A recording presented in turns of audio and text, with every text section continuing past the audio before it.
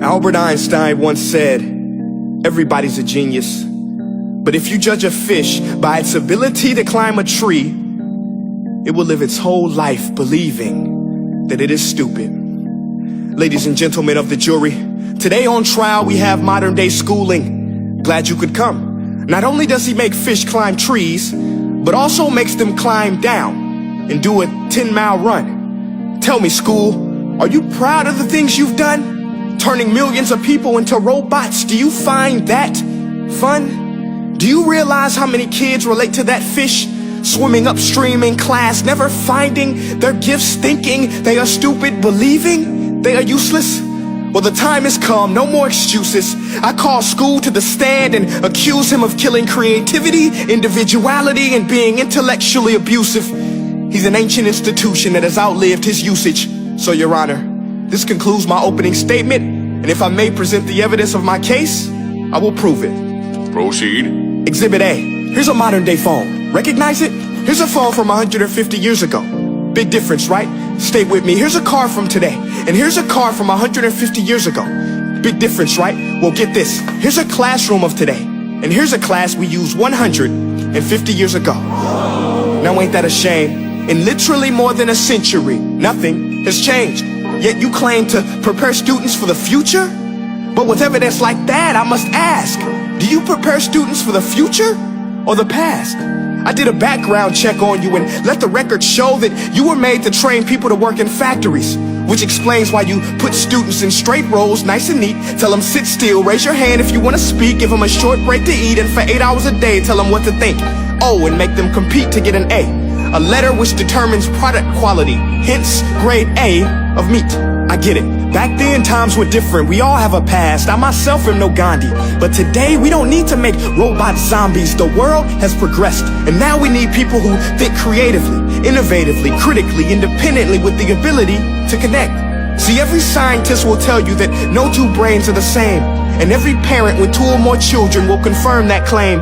So please explain why you treat students like cookie cutter frames or snapback hats, giving them this one-size-fits-all crap. Watch your language. Sorry, Your Honor, but if a doctor prescribed the exact same medicine to all of his patients, the results will be tragic. So many people would get sick, yet when it comes to school, this is exactly what happens. This educational malpractice, where one teacher stands in front of 20 kids, each one having different strengths, different needs, different gifts, different dreams, and you teach the same thing the same way?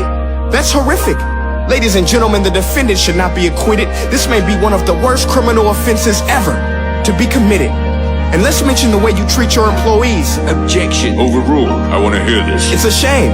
I mean, teachers have the most important job on the planet, yet they're underpaid? No wonder so many students are short-changed. Let's be honest, teachers should earn just as much as doctors, because a doctor can do heart surgery and save the life of a kid, but a great teacher can reach the heart of that kid and allow him to truly live. See, teachers are heroes that often get blamed, but they're not the problem. They work in a system without many options or rights. Curriculums are created by policymakers, most of which have never taught a day in their life.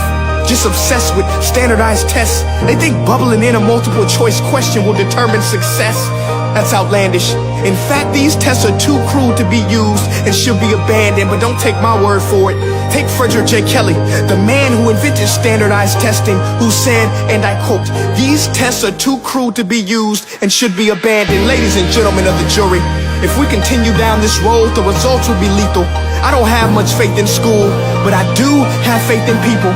And if we can customize healthcare, cars, and Facebook pages, then it is our duty to do the same for education, to upgrade it, change it, do away with school spirit, because that's useless.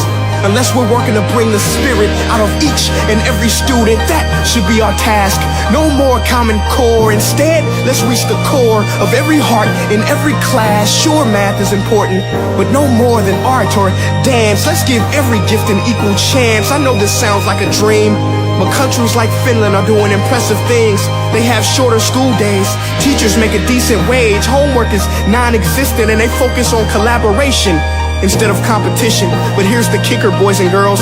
Their educational system outperforms every other country in the world.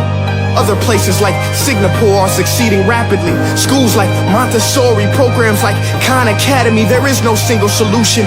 But let's get moving, because while students may be 20% of our population, they are 100% of our future. So let's attend to their dreams, and there's no telling what we can achieve.